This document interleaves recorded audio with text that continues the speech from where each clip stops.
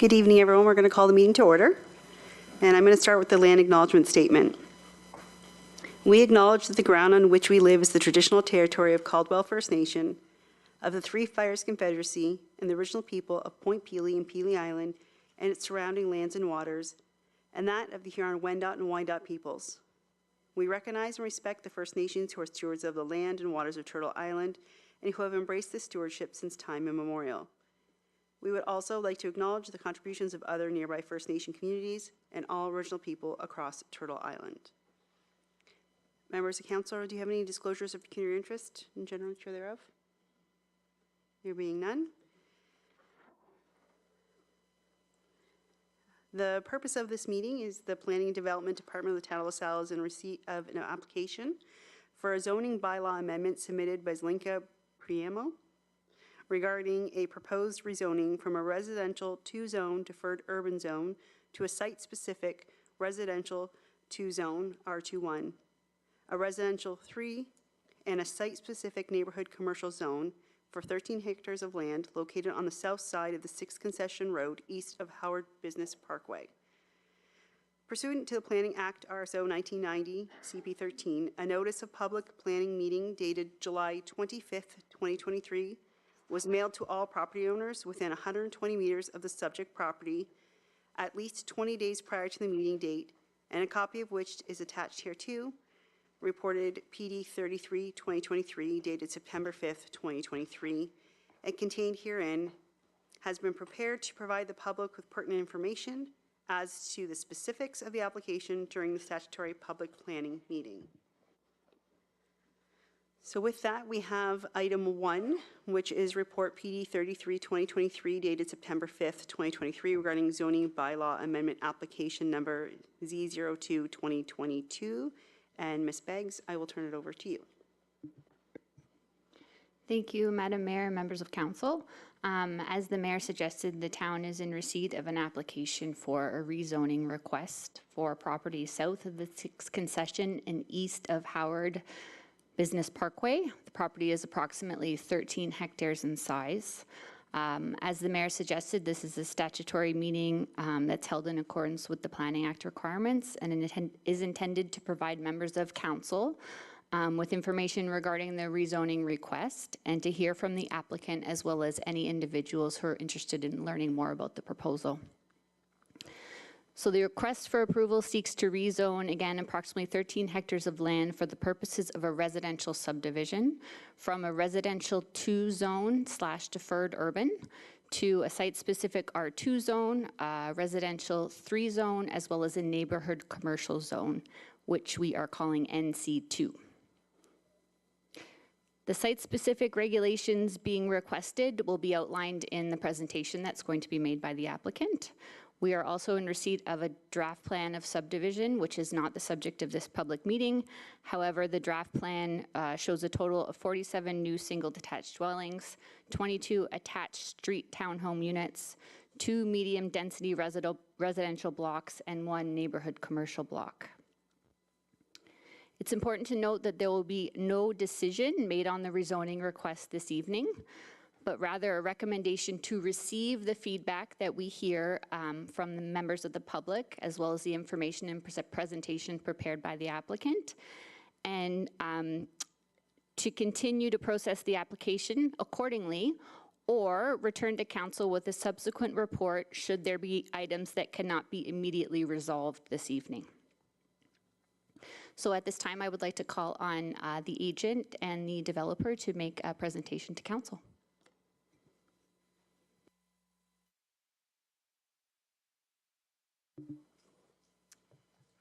Thank you, Ms. Beggs. Good evening. My name is Casey Kolchicki. I'm a senior associate with Zelenka Priamo Limited. I am joined tonight with David Ublansky, who is the owner and the developer of the proposed plan of subdivision, and we are also joined by Lucas Arnold, our sound consultant. I'll try not to repeat anything that Ms. Beggs said in her presentation, but these are the subject lands. They are approximately 12.9 hectares or 31.9 acres in size. They front onto 6th Concession Road between Huron Church Line and Howard Avenue. The surrounding land uses are low-density residential to the north, emerging residential by way of the Sterling Lakes subdivision to the west, and the Heavenly Rest Family Cemetery to the east. There is also additional agricultural lands to the south that will form phase 2 of the proposed plan of subdivision that will come at a later date.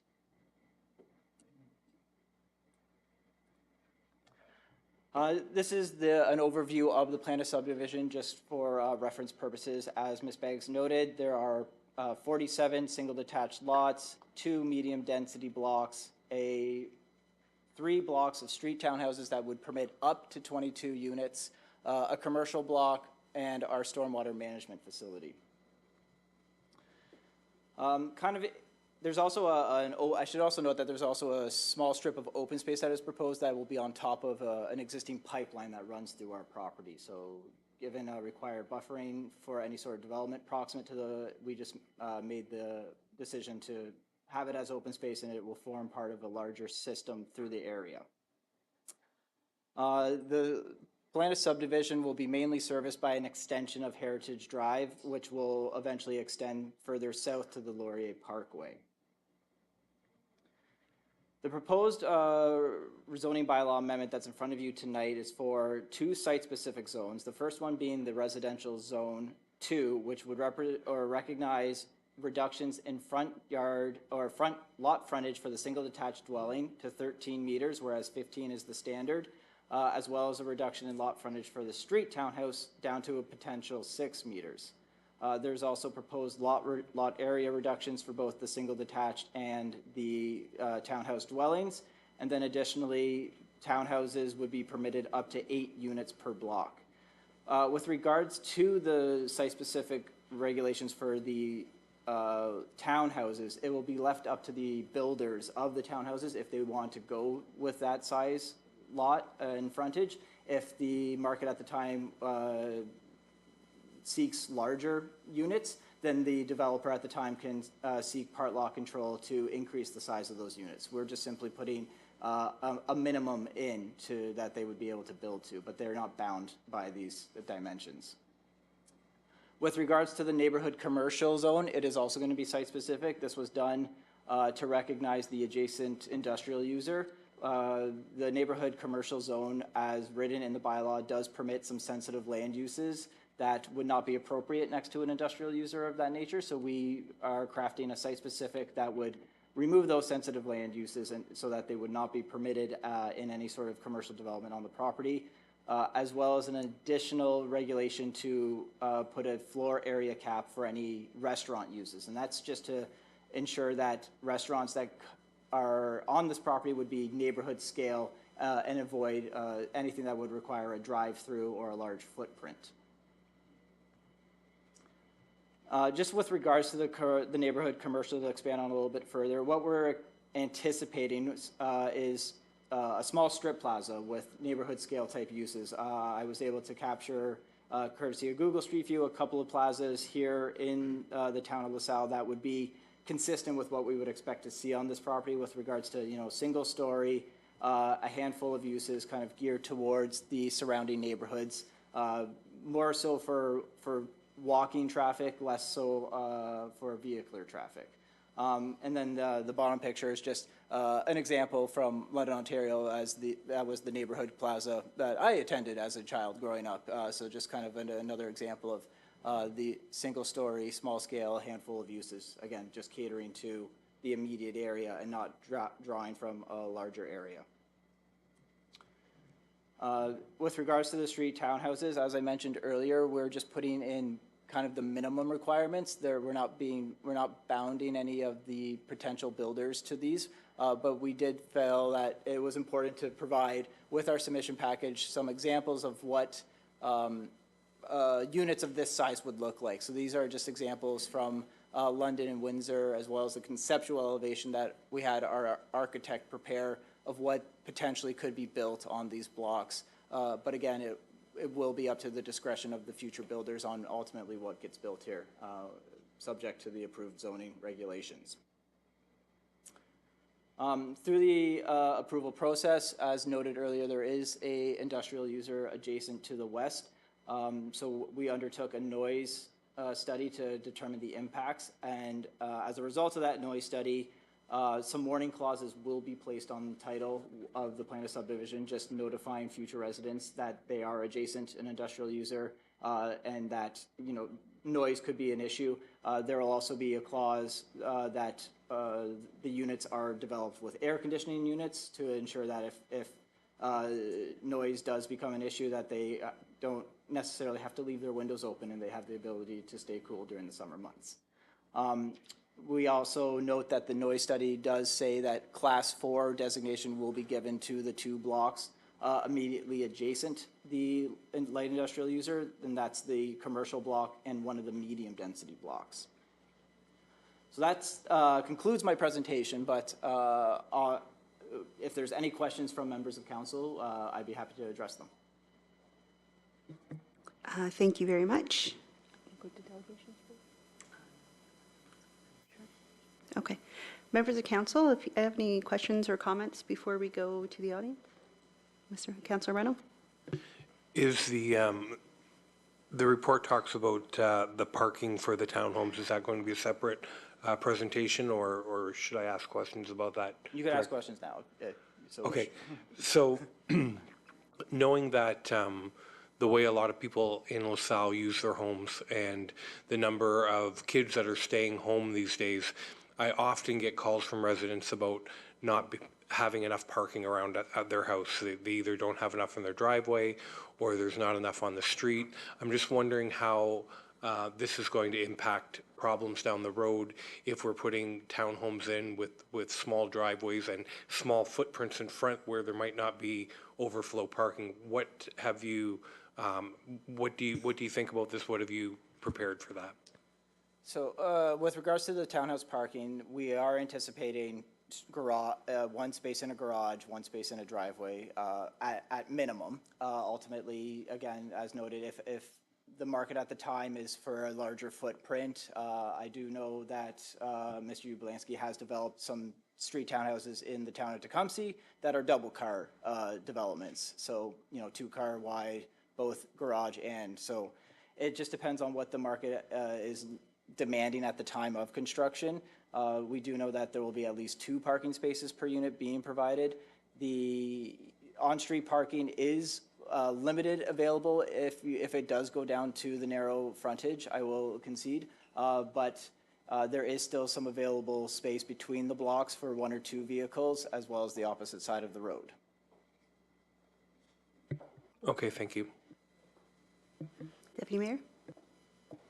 Thank you, Your Worship. Through you, sir, you spoke about noise on title. Can you explain to me what a layperson would see when they look as far as preparing them for the industrial noise that may or may not affect them in their residence? Certainly. So it'll be a registration on the title of the property. So their lawyer, through the purchase of any lot, would be up to their lawyer to advise them that there are these warning clauses registered to the property, that there is a noise generator proximate to the property being purchased. Supplemental. Again, one of the things that I've learned as we do this is folks rely on their legal counsel as much as we rely on ours. And sometimes counsel does not propose to share in the manner that the public, the buyer may understand. I just want to make sure that it's clear, because I know that area there, and the last thing I'd want is folks buying a home expecting the serene and peace that they encounter, and then being surprised when they hear the industrial work. So the only concern or the question that I have for you is how clear, and I know you might not be able to answer, but just help me understand how clear it will be so these folks understand what they're moving into, what they can expect, so there's no surprises. Certainly, and again, it is not so much buyer beware, but just buyers need to look after their due diligence. And again, the lawyer, once a lawyer pulls a title for any of the properties that would have the Class 4 or the warning clauses applied to it, it would be abundantly clear in that title document that these warning clauses are registered on title. Thank you, Your Worship. if I can jump in and sort of ease the concern there as well as the developer of the project.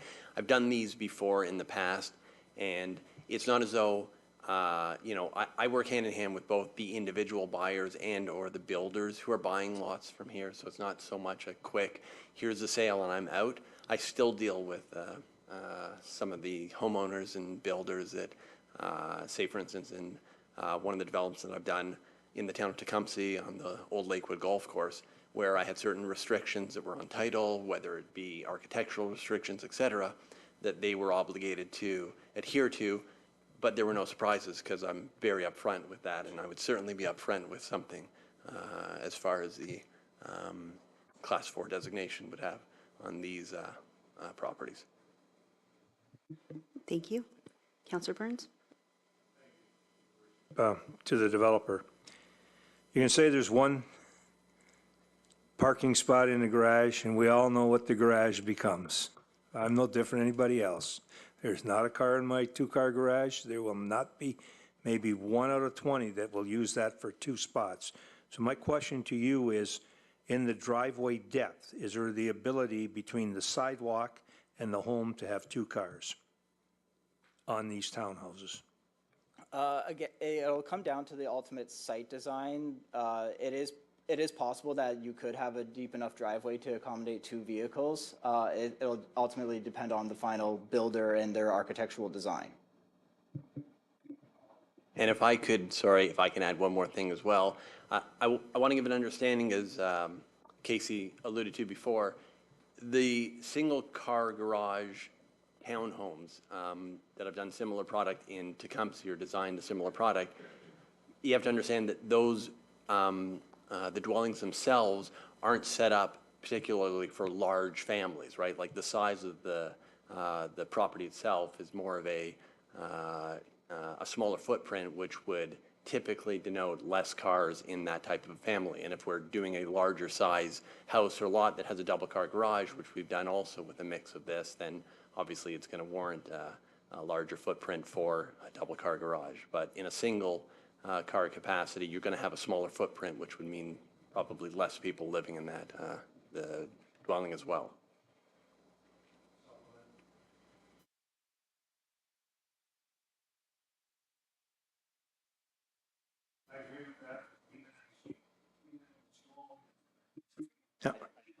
All right. Even in a small townhouse, there's 2 people who work. And I don't know if my kids are any different than anybody else's kids. They each have a car. So even in a townhouse, you're going to find 2 cars. And they're, in my estimation, because we've done it with Trillium Court, they're on the street. And the footprint, I believe, will be smaller in yours. But without having at least 2 spots, you're not going to get around on these streets. And that's a big concern. And that's, I guess, the only concern. I had one more, but it escapes me now. But that's, for my input, I would encourage that to come back with a final blueprint if possible. Thank you. Any other questions or comments? I think we probably all have a similar concern, which is the proposal for the 13 meters, going down from the 15 that's our standard now. Obviously, that's something that would definitely be new to us.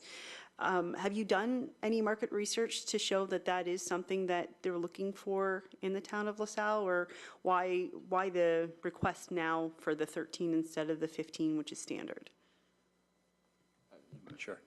So I guess from a marketing standpoint, all that I can tell you is from the discussions that I've had with builders and individuals in the area, the smaller size footprint, and albeit not a whole lot smaller, but it is smaller, tends to lend to a more attainable, an attainable lot that people can afford in today's economy.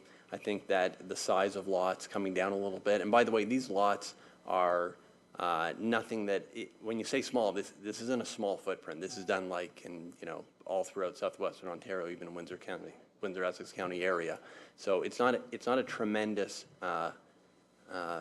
minimizing of the size that we're looking for, but it will actually enable people to achieve a more attainable building and lot that both builders and the public are interested in. So the feedback that I have been having in speaking to people is something that people are very excited to have. Thank you. And I realize the other areas have done it before, but I also look at LaSalle as being unique, and there's a reason people build here and come here. And I'm afraid to go down a road where we start cramming houses in and the neighborhoods lose their appeal. I understand affordable housing at the same time and the need for it, so I'm very cautious with this part of it, especially as we speak to parking as well, because we're having more and more people come forward requesting parking only on one side of the road. So now we've removed that parking area as well. Heritage is going to probably be a street that runs right through, right to Laurier, so that'll be a little bit of a busier street, so I can imagine that no parking would come sooner than later on those areas. Actually, I don't know, maybe administration can answer with the new development, would that be something we would put in immediately? Yes. Straightforward. Thank you. So that, I do have my own concerns with just that part of it. And I realize what you're asking for is just the option for it, that's not necessarily what's going to be finally put forward, that your, whatever developer or purchaser, is it?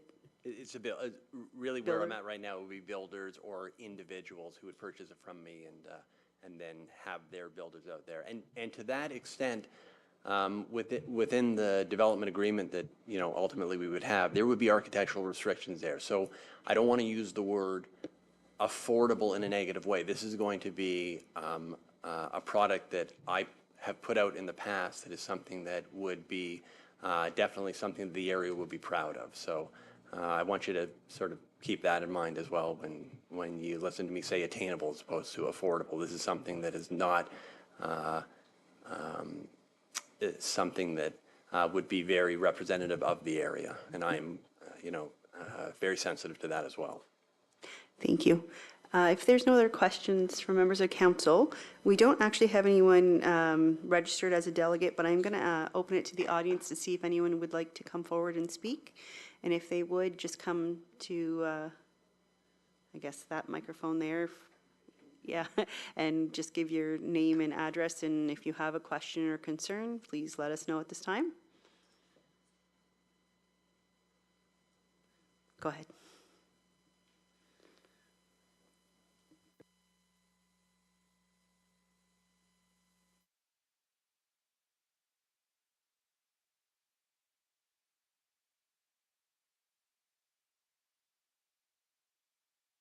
Just get you to turn on the microphone there, right in front of you. Just a button right, yep, just, there you go. Okay, yeah. I'm the industrial site. So my name is John Coulthard, and I'm the president of ProPower Manufacturing, located at 5000 Howard Business Parkway, the existing industrial site. So ProPower has an environmental compliance approval for all of the emissions it generates at the existing industrial site, including, issued by the Ministry of Environment and Climate Change.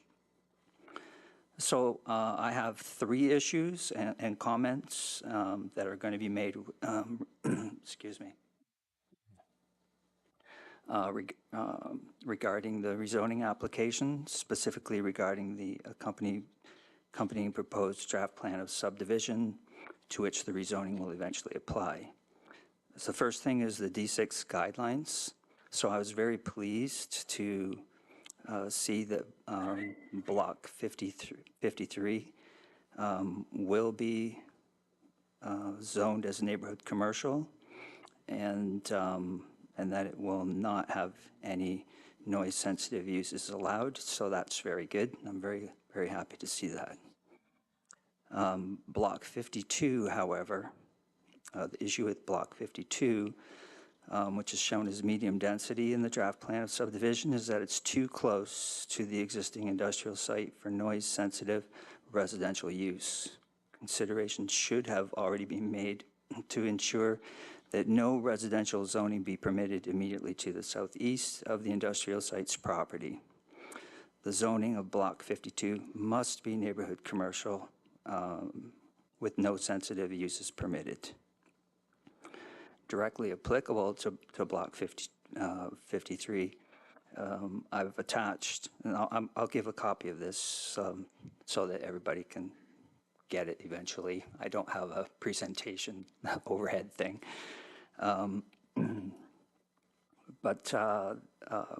So the issue with Block 52 is shown as medium density, is that it's too close. Consideration, so the zoning of Block 52 should also be neighborhood commercial with no sensitive land uses. So I've attached an excerpt from the LaSalle Council meeting held on May 14th, 2019, that dealt with the rezoning of the industrial land within and approving of the Sterling Lakes draft plan of subdivision for the blocks that were to the west and to the south of the existing industrial site. A buffer zone was established and approved by council between the existing industrial site at 5,000 Howard Business Parkway and the nearest residential zone as recommended in the D6 guidelines. I've also attached relevant experts from the D6 guidelines to this report as well. The buffer is neighborhood commercial zoning with no sensitive land uses permitted, and that was established for the Sterling Lakes subdivision for the blocks 10, 11, and 26 that are immediately adjacent to my property. And I've attached that as an appendix as well, just so everybody can see exactly where that is in relation to my property. It is the land immediately to my west and my south. So similar to what was just brought up by the developer here, the site-specific neighborhood commercial zoning permitted uses like a retail store with a maximum floor area of 929 square meters, a personal service establishment, a pharmacy, delicatessen, financial institution, and office, excluding a clinic. But we would also support restaurants, which are also not sensitive land uses. It's therefore expected that for this proposed draft plan of subdivision, the town of LaSalle will follow the D6 guidelines again to ensure that the zoning of blocks Block 53 and the existing Class 2 industrial site can coexist. It is further expected that the town stipulate that sensitive land uses are not permitted too close to the existing industrial site. These two actions would establish an uninterrupted buffer of neighborhood commercial zoning to the east, south, and west of 5,000 Howard Business Parkway, and once put into writing would close this issue out. The second thing that I wanted to bring up is the NPC 300 implementation. The NPC 300 definition of the existing industrial site falls under a Class 4 designation due to the fact that the industrial site was established and existed prior to the proposed new sensitive land uses. I've also attached some of the relevant sections of the NPC 300. As was pointed out during the rezoning process for the Sterling Lakes subdivision, it is customary that the municipality designate as Class 4 the lands containing the proposed development, as well as the lands that are in closer proximity to the industrial site prior to enacting the zoning bylaw amendment. Since this is a zoning application, a zoning bylaw that includes the Class 4 designation firmly documents and makes it easy to find for future reference. The fact that the applicants of the Sterling Lakes subdivision made the request to town to designate the land within 300 meters of the subdivision as Class 4 is not the best way to document the Class 4 designation. The Class 4 designation for Sterling Lakes is not easily found since it exists only in meeting minutes approving the subdivision. The expectation would be that for this subdivision, the designation be done in the best way possible, directly by the town of LaSalle in the amended zoning bylaw. The implementation of the Class 4 designation under the NPC 300 guidelines will advise all sensitive land uses within 300 meters of the property lines of the existing industrial site. And I've attached a map here that shows where the 300-meter warning clause zone would fall. To ensure that purchasers of property are aware of the Class 4 designation, a warning clause is required on title in accordance with the NBC 300. Previous warning clauses put on title for the Head to Moor Phase 9 subdivision, horribly worded.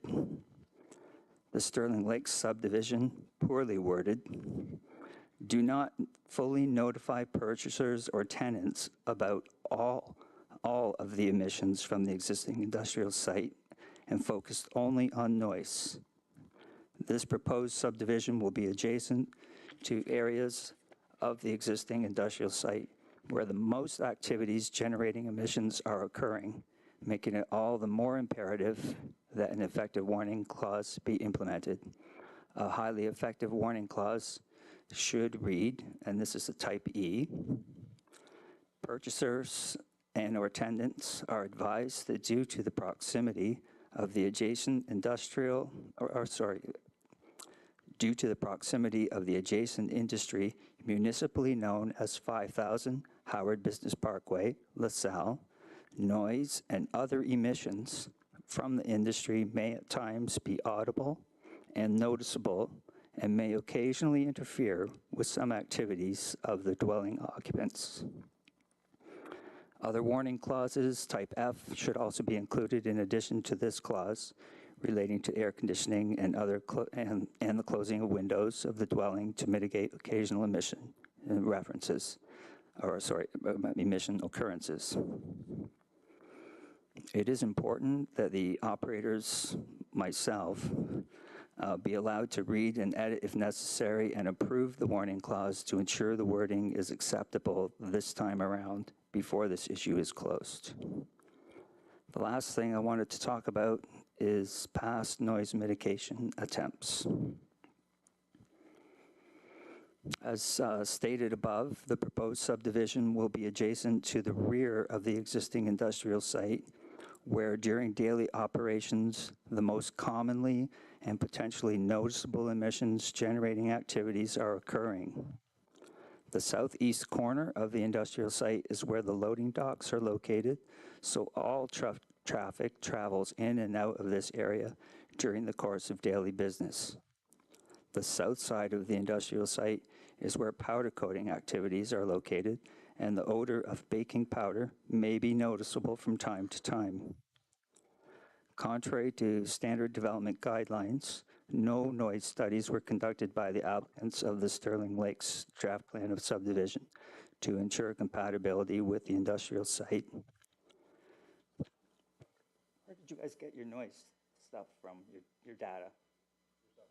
You got it from when? September 2021. Okay, through Dylan?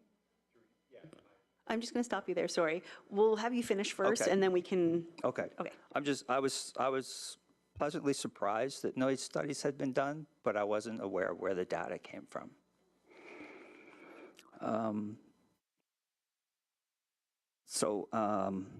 As was the case for Sterling Lakes, the industrial site is willing to share our noise data to the engineering consultant for this draft plan of subdivision. Contrary to recognized standard practices for noise mitigation, the consulting engineers for Sterling Lakes subdivision opted to install 2-meter-high earthen berms on the subdivision land adjacent to the existing industrial site, with 3-to-1 slopes along the eastern and northern boundaries. These berms are not properly maintained and are an eyesore to the entire neighborhood. They also impact local drainage, are not high enough to mitigate noise, are too steep to be mowed, and the consultants themselves pointed out the berms were not required in their own report to the town. During construction of the subdivision and once built out, the maintenance of the berms becomes an ongoing and questionable source of responsibility. These berms currently sit covered in native and invasive plant species, weeds, not grass as stipulated, and since they can't be mowed effectively, they will eventually become a berm of invasive Phragmites, which has already taken hold in some areas. It was a mistake for the town of LaSalle to allow these unnecessary berms to be constructed. Please do not consider or allow another berm to be added to the south of the industrial, added to the east of the industrial site as well. Contrary to specified practices for noise mitigation for the Head to Moore Phase 9 subdivision, their consulting engineer specified the installation of chain link fencing along the 6th concession subdivision boundary to the north of the existing industrial site. The industrial site pointed out the absurdity of installing chain link fencing as noise mitigation, which was then augmented by a second vinyl fence that is also inadequate since it also lacked the required density, height, and construction. Today, a fence in front of a fence runs along the 6th concession that looks ridiculous and is ineffective at providing adequate noise mitigation to the residents who live there. Please ensure only acceptable noise mitigation solutions in accordance with the NPC 300 guidelines are implemented on the land for this proposed draft plan of subdivision. Direct communication and sharing with the existing industrial site of all plans and proposals for noise mitigation within the proposed draft plan of subdivision will ensure properly designated and implemented noise mitigation techniques that are in compliance with the recommendations of the D6 guidelines and the NPC 300. In closing, unfortunately, the focus of the Sterling Lake subdivision became only about noise incompatibility and totally neglected the fact that there are other emissions, welding exhaust, dust, and coating odors generated at the existing industrial site that are within ministry-approved levels and covered by the issued MOECC environmental approval. For this reason, warning clauses need to be inclusive of these other emissions.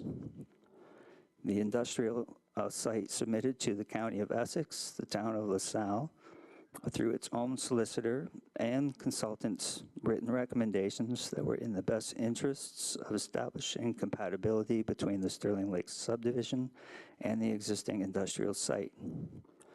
These submissions were completely omitted from the report prepared by the town administration for consideration by council for the June 14th, 2019 meeting, and only the subdivision's consultants' reports were included.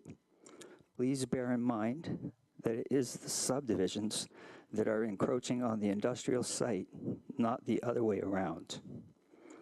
To illustrate the need for the implementation of the D6 guidelines and the NPC 300, our consultants put together a quick map that shows the predicted continuous nighttime 45 dBA contour line, which is a sound level, generated by the existing industrial site, which I've also attached as an appendix.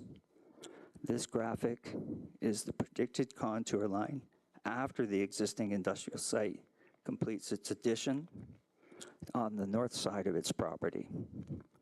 As it can be seen in that graphic, the 45 dBA contour line extends well into the proposed draft plan of subdivision and clearly passes through most of Block 52. The comments made herein are intended for the town of LaSalle's planning authority to reduce potential issues arising from future land use incompatibility between the existing industrial site and the adjacent lands.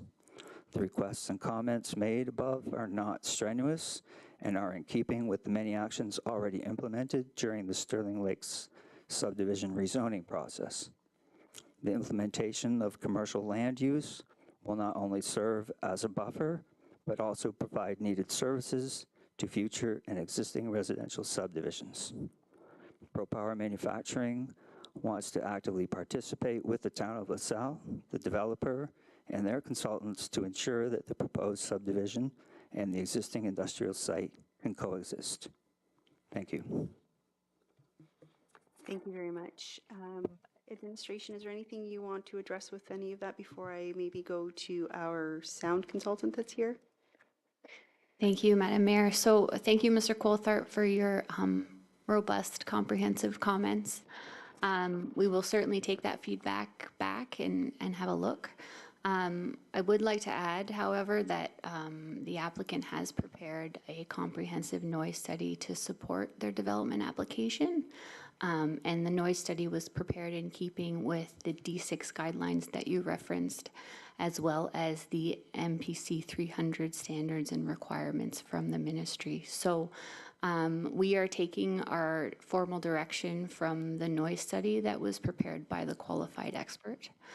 And a lot of those recommendations contained within that report echo some of the comments that you've made this evening. So I think once you find you've had a look at that, that study, you might see that some of your comments are in fact addressed. I will say that we will be coming back to council with a report to designate the property as Class 4, and that is a requirement, as Mr. Coulthard has demonstrated, and we wouldn't bring forward a rezoning amendment until such time as we present that report to council.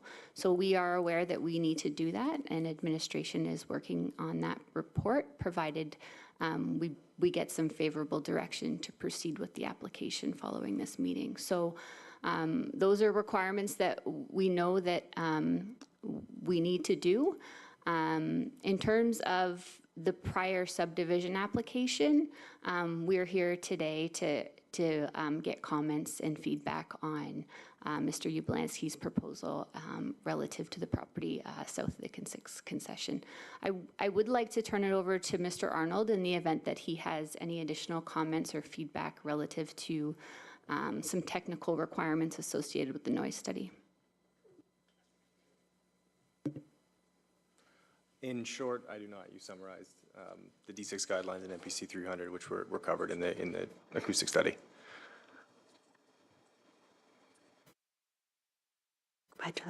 Thank you. So maybe a question that was mentioned, and if I could get it answered, he's talking about Block 52, and that Block 52 shouldn't be medium density due to the noise. Is that, could you address that? Yeah, for sure. So typically D6, there's two different guidelines. Ministry MECP D6 guideline sort of looks at the industrial side, and it establishes area of influence and zone of influence and minimum recommended setbacks as well. And in John's letter, as he stated, the industry's Class 4, which I agree with, or sorry, Class 2, a Class 2 industry. So sorry, the confusing part is there's two ministry guidelines, NPC 300 and D6. They both utilize Class 1, 2, 3, and one of them 4, which mean different things. It's confusing. And so the D6 guideline is geared towards industries. It's Class 1, 2, or 3. Class 2 industry being your industry. NPC 300 has Class 1, 2, 3, and 4, which refer to the acoustic environment, which set sort of the sound level limits at the receptor. So typically D6 is utilized to understand what should be assessed for a proposed development. As you know, the proposed development is within the area of influence of the Class 2 industry, then a detailed technical study is required. From there, we assess sort of is a Class 4, which is a Class 4 required to promote and determine compatibility, which is, so that's when it gets into the technical details. So D6 is sort of used as a guideline of what to assess, and NPC 300 is the detailed guideline on how to assess it and the criteria. So, sorry, I know that didn't answer your question. I just needed to clarify. Well, so we're changing it to Class 4, is what I'm understanding. Do we need to put in any other type of sound barrier, not a berm, anything else to? From the technical assessment, no, it meets the Class 4 sound level limits. And again, that's based on, to answer your previous question, John, based on information from the acoustic assessment report, which is submitted as part of the industry's ECA. So that's based on information provided by John and their acoustic consultant. Thank you very much. Okay. We've taken the comments that we can compile the report from that. Okay, thank you. Is there anyone else here who would like to speak on the issue?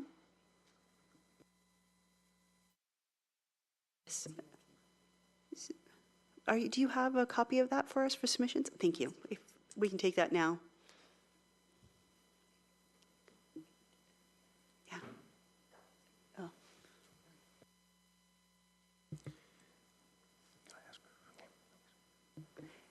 So no one else would like to come forward and speak? No? Councillor Burns? Well, what you both said is all Greek to me, so I think one of the solutions would be to make sure that the owner of Pro Power Manufacturing, John, gets a copy of your report so that he can at least read it, and then that you two people communicate among yourselves to see where there's some common ground before you come back to us. At least that would be a recommendation from me. You don't have to do it, but we will be asking those tough questions when you do come back. Thank you. Councillor Rena? It might just be a generic question, but going back to the map and looking at the two blocks that we were talking about, obviously 53, he was happy with because it was going to be commercial. But the 52, what exactly is medium density and what should people expect to see there down the road?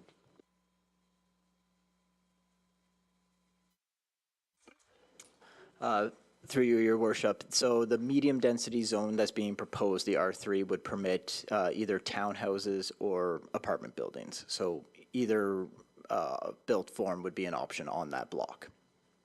And would there be any different recommendations for sound abatement for that block, knowing that it'll be homes? Just going back to being, the fact that we weren't having homes in 53, but if we're going to have townhomes in 52, is there any requirement for sound abatement there to protect those homes that may not necessarily, like our deputy mayor has mentioned many times over the years, we'll get people come in and say, well, I didn't know there was going to be a sidewalk. I know it was on title. Somebody might have said that, but I didn't see that at the time, or I went through a different stream of legalese, whatever. I'm just wondering if there's going to be anything more discussed down the road for those properties. Certainly. So through you, your worship, at this time, as Mr. Arnold noted, the recommendation is that there are no additional abatement requirements beyond the Class 4 designation and the clause, the warning clauses on title. This site will be subject to site plan approval, and at the discretion of the town, additional noise assessments can be carried out through the site plan approval process to determine at a future date if additional noise abatement requirements prior to development occurring on that block would be required. Okay. But at this time, the recommendation is that they're not required. Okay, thank you. I accept that. Okay. Any other questions or comments? And none from the audience, administration, anything to add? So as I mentioned, we are going to be coming back to council with a report to designate some of these lands as Class 4 as part of one of the recommendations within the noise study. I'm also sort of hearing a little bit of apprehension from council on the built form. Are you looking for additional information from administration related to concerns associated with parking or any other additional information that wasn't in this current report to be able to support the site-specific rezoning? Thank you. Councillor DeJarley? Thank you, through you, to Ms. Beggs. I think my major concern is the parking issue because we have so many complaints about it now. And we do know that this is a community where there are multiple vehicles and there's not always parking in some of our existing neighborhoods. And I'm just concerned if we shift sizes that we're going to end up with more grief than we need.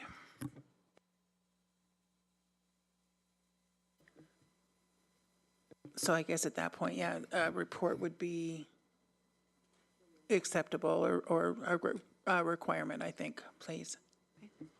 Okay. We also have 3 written submissions that we received, and hopefully everyone was able to review. We did address Mr. Coulthard's, but there were 2 others. Did anyone have any questions on either of those letters that were submitted? Emails, I should say. There being none. Administration, I think you understand what we're looking for, what missing information we have. There are kind of a 1 and a 2 in the recommendation. Could you give us some guidance as to what is required this time?